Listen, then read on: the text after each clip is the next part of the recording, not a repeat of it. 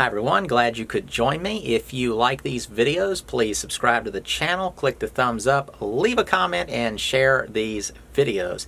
You can also check out my book on how I buy cheap houses. It's available on Amazon as well as directly off my website as a PDF. My website is thehomesteadcraftsman.com, or you can just click the link in the description below. This video is going to be answering a question by Alan T.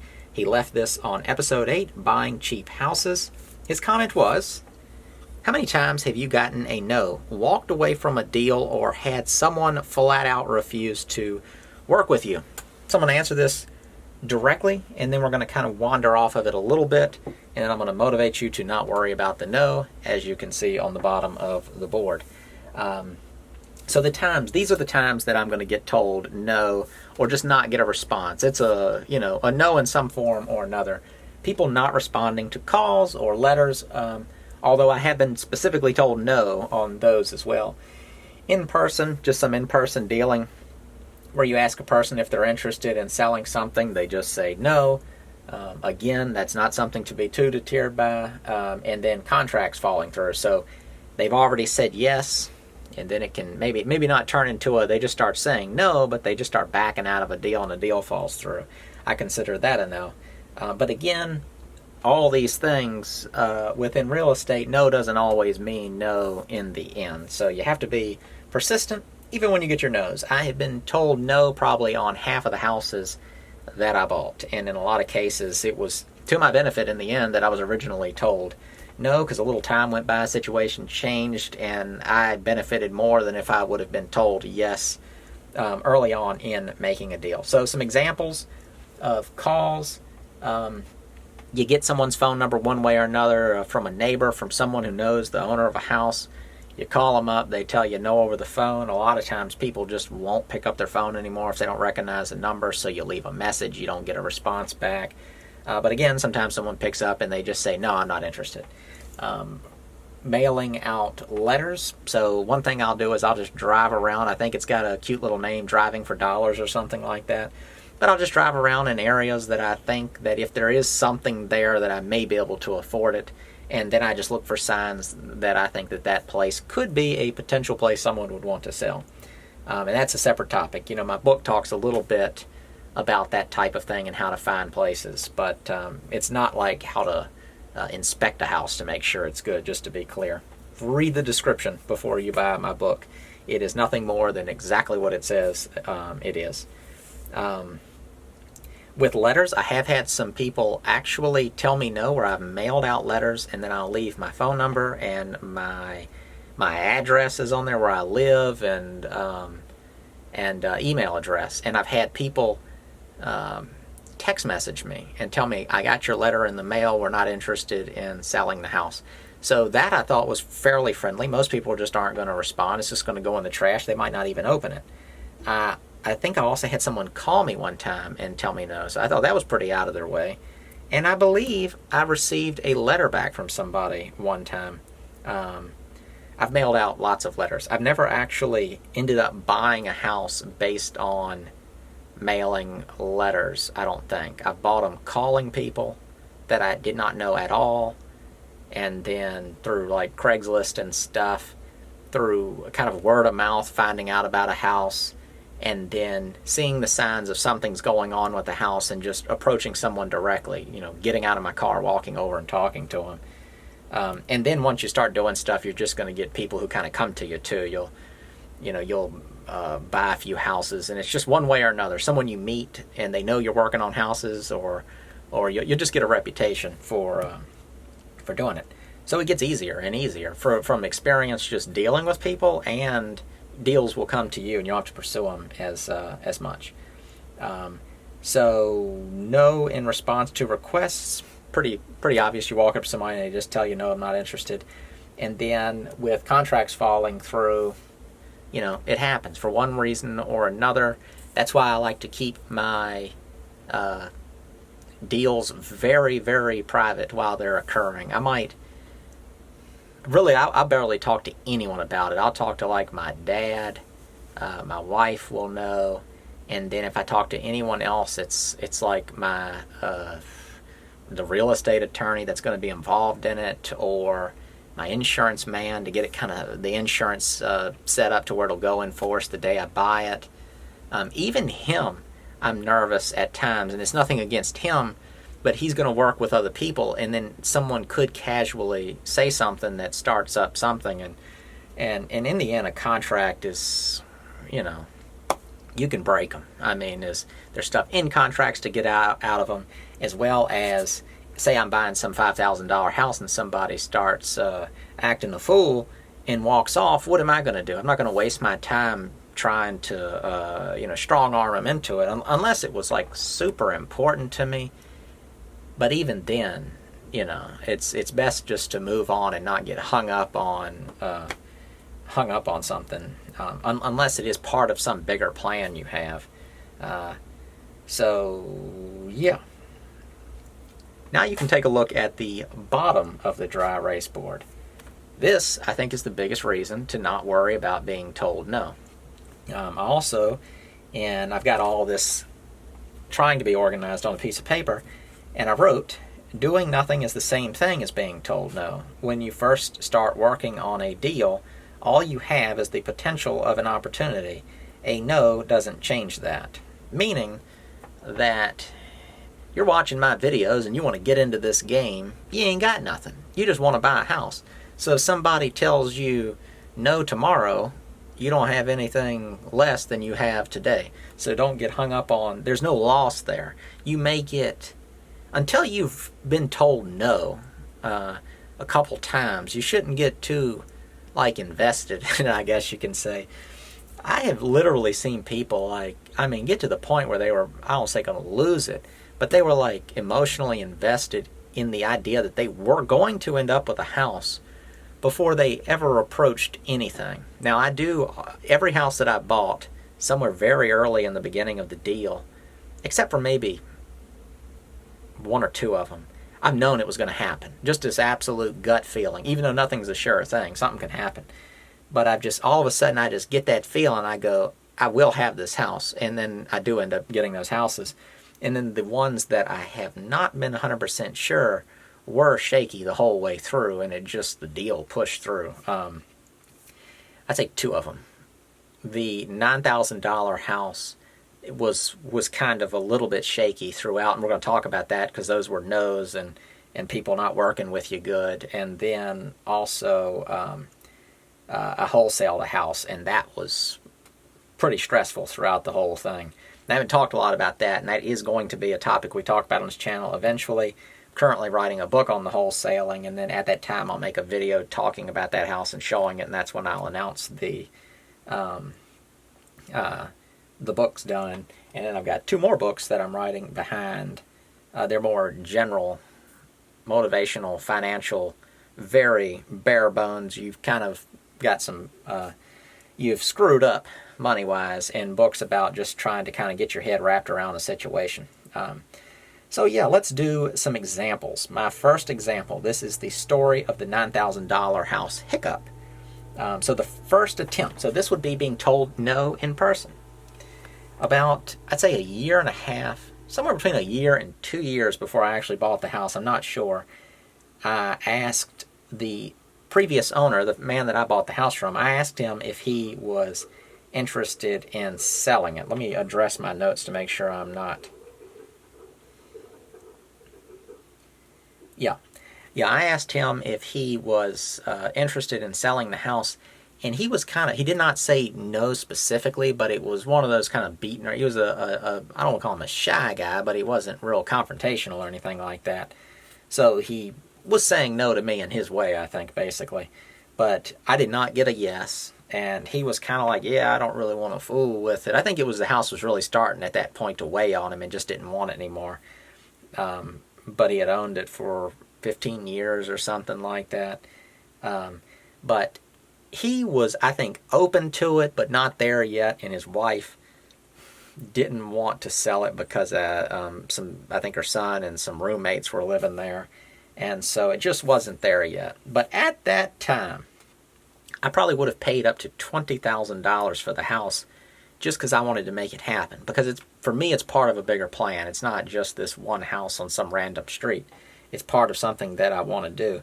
So I was kind of willing to go up to about that amount.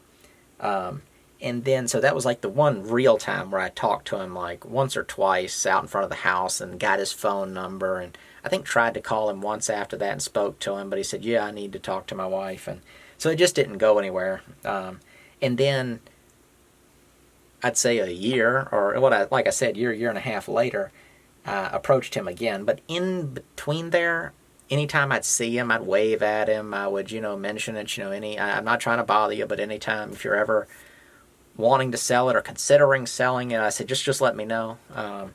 So I always try to stay on somebody a little bit, but not so much that you annoy them to where they like specifically don't want to sell you the house. And this kind of goes into how you present yourself. Like some people will, act like a whatever, a what, all the time, but then they get that big old cheesy smile when they're trying to get something out of you.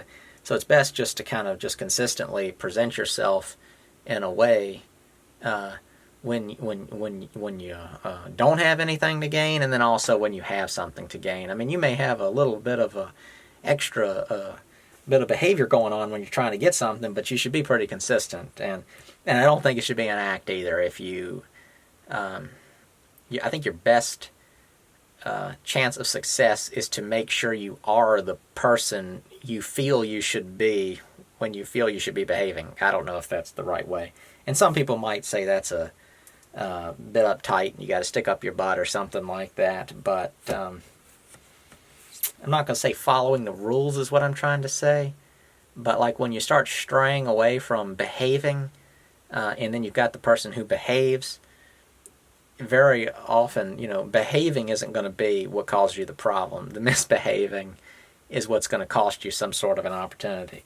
And I think sometimes people who misbehave will think that sounds bad, and they'll go, no, you're not right, but they didn't even realize they missed the opportunities that they could have missed. I have opportunities happen all the time, and a lot of it, and this is after the fact, a lot of times after I'll get done with a deal, it may sound awkward, but I'll ask somebody, what about this whole thing did you like, or is there any issue that, popped up throughout this? Now I'll do it, very conversationally. I won't just poll them in the end. But I've even, but basically you'll get feedback. You can ask them kind of generally, but then they'll be specific. They'll go, well, to be honest with you, I saw you working on your houses, and it, I want somebody like you to own the house, or I think you'll do a good job fixing the house up, or or someone else asked me, but they were all they cared about was how cheap they could get it. They never, they never asked me this or that, or so when I'm dealing with people, I'll try to be as personal as possible. Like ask them how long they lived in the house, and just try to, I guess it would be referred to as you're just trying to create some sort of rapport with them, which means a very, very quick, abbreviated, little small, temporary relationship with them on some level. And, but yeah, it's no different than somebody being nice to you at the car dealership, basically, though. So where was I in that? Second attempt. So we're years later. I've kept up with him along the way. And then I saw signs that house was maybe going to be available in my mind, which means people were packing up and piling stuff up on the edge of the street. And so I asked him about it, and he said that he was done with the house, and he was I could tell he was stressed out just within the first couple sentences that he was saying to me, and he was just going to let the house go to foreclosure is what he said. He said, I'm just going to let the bank take it. And I mean, that's one of those statements that, like, outside of some sort of horrendous situation that's going on, it makes me just want to go, what? Why would you do that? But I just completely kept my cool, and I asked him what the issue was. Now, let me address my notes real quick to make sure I'm not getting too off topic.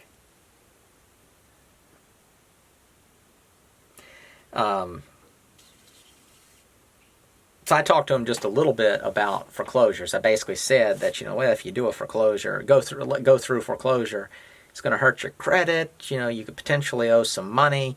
I just said it's going to be kind of a disaster. And I said, would you be open to me working with your bank and seeing if I can just buy it? And he said, yeah. He said, I don't care what happens to this thing. So again, keep in mind, I was told no when I was willing to pay 20-some thousand dollars. Years before this house became a bigger problem to him, we could have worked something out to where it would have just been more favorable, and he wouldn't have had to go through that few years of really starting to hate the house. Because long story short, did a short sale with the bank, and I paid $8,500 for it, plus closing costs. So that's where it comes up to right around $9,000, hence the name.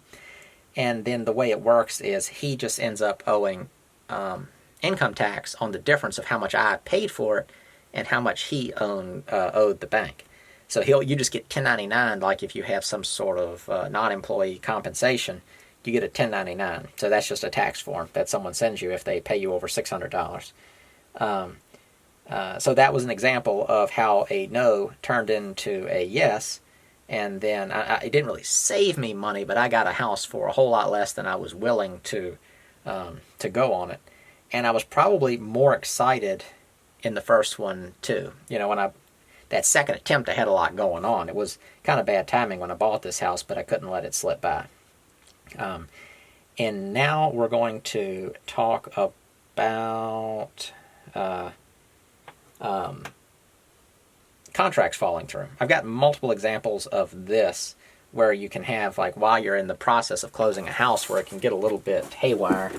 And but I'm going to use the exact same house. So we're going to stay on task, and it's going to reference some of the stuff I just said in getting that first attempt. So just to recap, first attempt was basically told no. And somewhere in there, I didn't say this, one of the times he did say, he said, "No, my wife's just not really ready to sell it yet." He said, "I wouldn't mind doing it, but my wife's not ready." And so it was a no in that ended up turning into the yes. Contracts falling through, and just people not working with you as well as they could when they have something to lose, which, again, I think that kind of stuff is strange. And what I've got is details of how ignorance, as in a lack of knowledge and information, halted a deal. A lot of people hear the word ignorance, and they think it's some sort of bad word. Now, if you look at somebody and you say, "You're an ignorant fool, aren't you?" I mean, you're being insulting then. But ignorant just means you don't have the information yet. Stupid is you got the information and then you act a way that looks like you don't have the information. So entered into a short sale, which just means you are buying the house for less than is owed on the mortgage. So if you own a house and you owe $100,000 on the mortgage, and for whatever reason you need to sell it and you sell it for $75,000, there's a $25,000 difference. So that is, you're selling it short of what is owed. And that is a very simplistic explanation of it. There are different ways that short sales can actually go. And I don't know all the different ways. I've only done this one time. And then again, you'll get a 1099 on the difference. So you would owe income tax on the difference of the sale price and the outstanding balance on the mortgage. So at some point in the deal, there's a lot of back and forth in these deals oftentimes. And in this particular one, I was working with his bank. So I was constantly having to kind of like talk to him, and then they wouldn't answer a certain question. So I'd have to call him and get them to give them permission to talk to me. And eventually I just said, call them up and tell them they can talk to me about anything I ask. And he did. And then they just started talking to me. But at first it was a lot of back and forth. And then they were having to call him a lot. And I think it was a little bit overwhelming because, again, keep in mind, this guy was willing to walk away from it.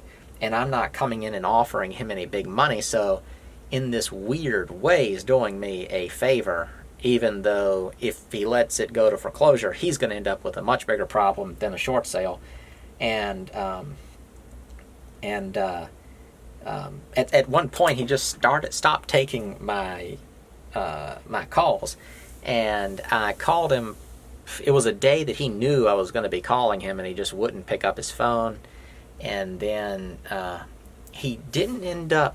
It was like 2 weeks had gone by, and this thing didn't really have a specific closing date set because I signed a contract with him saying that if I was able to work out a deal with the bank that he was willing to sell it to me. So it was kind of a weird thing. It was more to like get him to mentally commit to it, even though it wasn't really probably like a binding contract, because if I couldn't work it out with the bank, it wasn't going to work out anyway. But that would fall into like conveying a property being free and clear of any kind of liens, encumbrances, and all those different things you'll see in the contract. So then I worked with the bank, and then at some point, like I said, stopped talking to me. 2 weeks of trying to get in contact with this guy. He would not do it, but I only had his phone number. I did know where he lived, and I was very close to just driving to his house and just checking. You never know. Someone could have lost their phone, broken it, but I mean, usually something stupid going on if it's something like that. It's like when people say, oh, I didn't get your text message. They did. They're just ignoring it. Or didn't get your call, didn't get your voicemail. In this age of where phones are like almost flawless, I mean, it's hard to use that excuse anymore. So I ended up getting his wife's phone number from somebody real casually. Like I said, oh yeah, she needs me to call her and I can't find her number or something like that. So I ended up calling her phone. She didn't have my phone number entered into hers. She picked up, and then she told me, let me make sure I'm getting all this not completely out of order. Basically that they had talked to the bank that the mortgage was with, and that they had told them that they were going to owe taxes if they did this deal. So their solution was they shrugged their shoulders, and then just out of not wanting to, they thought the deal was over because they didn't want to pay the income tax again on the difference of however much I ended up buying it for in the amount that they owed. So I don't know if y'all are picking up on how silly that is, but a foreclosure doesn't erase debt. It's not like you're not wiping your hands. To erase the debt of a foreclosure, I guess you'd have to go into foreclosure and then afterwards file bankruptcy, and that's probably, rules vary from state to state. I don't know how all the rules work, and then banks will handle it differently, I'm sure, depending on the amount. And so one way it can happen is like if a house gets foreclosed on, then the bank will auction it off, and say you owed $100,000 and they auction it off for $75,000. You owe them $25,000 in a lot of cases. And then so you can imagine if there's some sort of extreme circumstance, like you trashed the house or the values dropped, you could end up owing a bunch of money. And what he would end up owing in my case is you would owe taxes on the difference. So you wouldn't owe the difference. You would owe a percentage of the difference. And so I had explained that to him. I said that he was going to owe some serious money and also have a foreclosure on his record.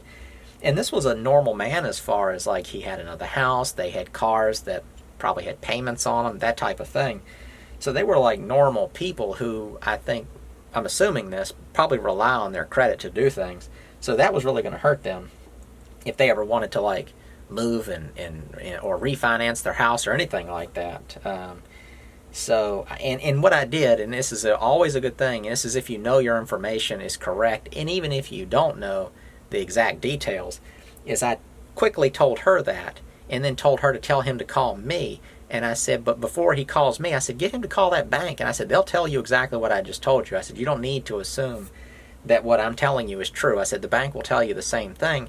And then I also told her, I said, this is the reason in the beginning of this whole deal.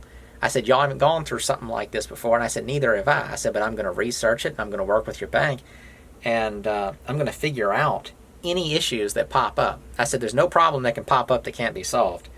And I said, so if anything at all makes you uncomfortable, you don't think it's possible to move on, blah, blah, blah, I said, just call me. And I said, I will figure it out. I said, the moment you get a feeling, I said, just call me. Because what will happen is, just like in this situation, people will very quickly overwhelm themselves. Because a lot of times when I'm buying a house from somebody, it's already some sort of stress situation in one way or another. They're trying to get out of something. So, and in this situation, as it being a foreclosure, again, the guy didn't have anything in his mind. He was walking off from it. All he had to do was call a real estate agent. Just the slightest bit of cleaning this house up and putting it on the market and letting enough people drive by it, you're always going to have somebody that'll buy something, especially when you get down into a certain price. So there was never even any attempt. It was just like, I'm walking off.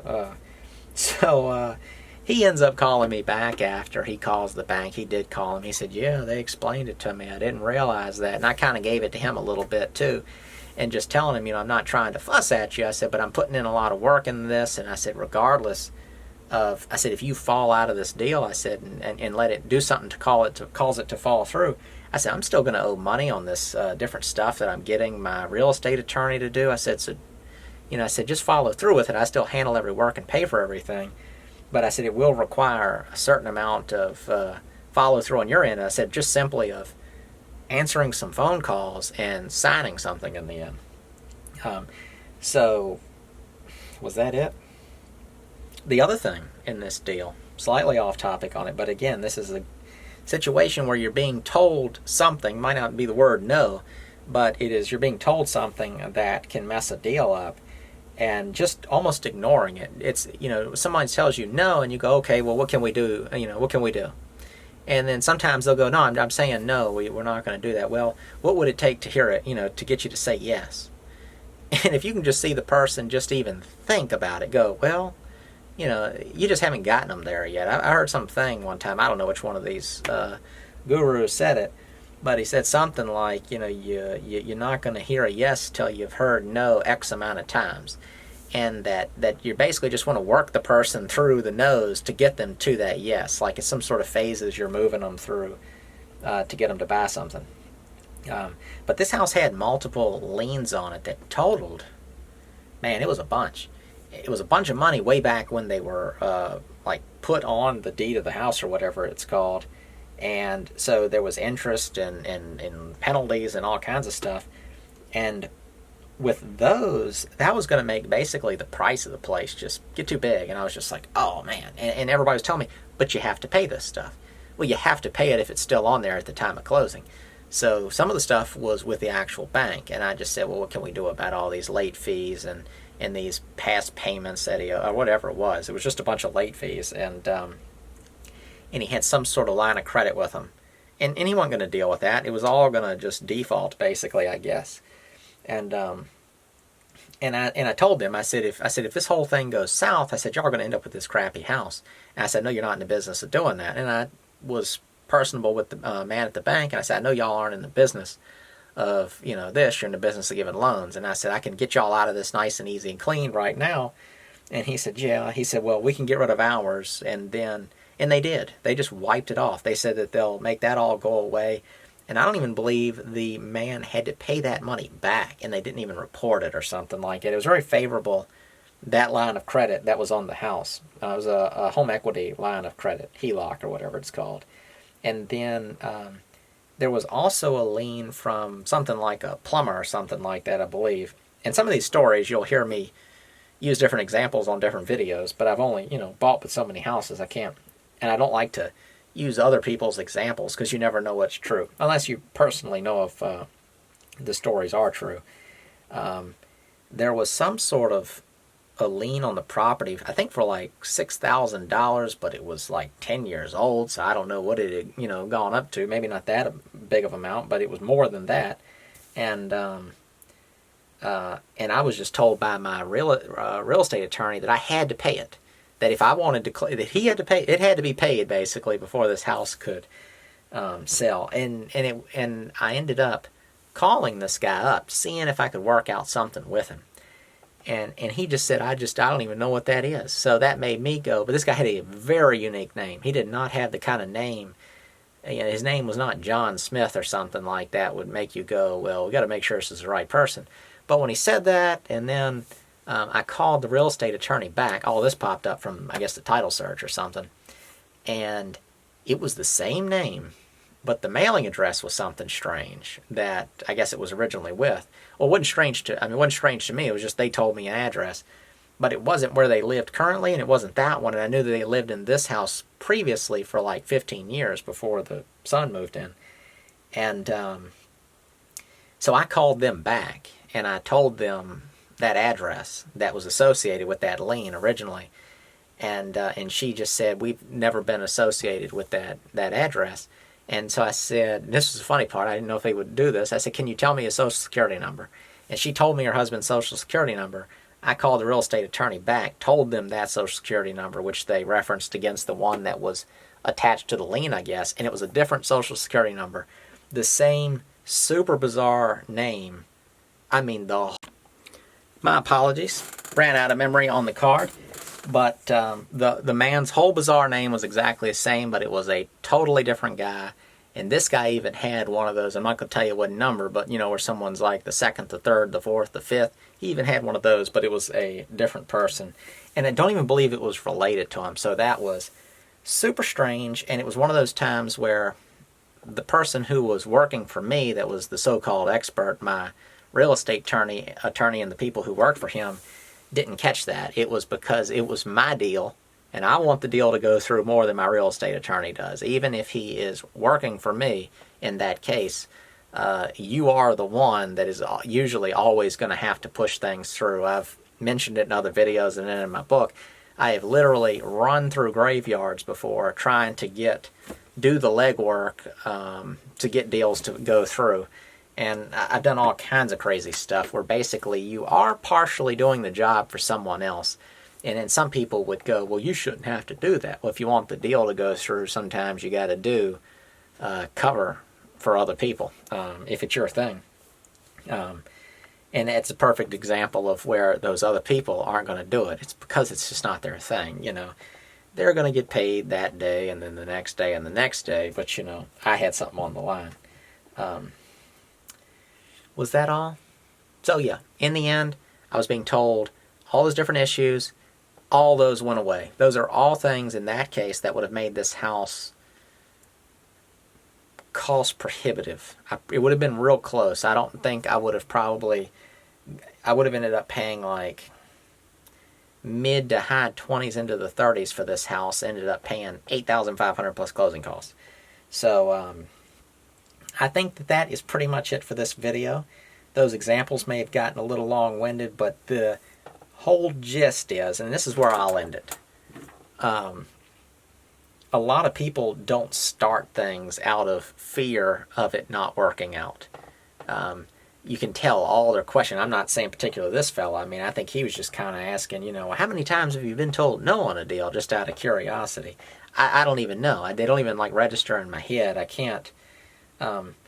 Literally two of my houses, like I said, I was told no. This deal, I was told no. Another house that I own, it's right beside this one, I was told no. 2 years later, I bought the house for $2,000. So I mean, a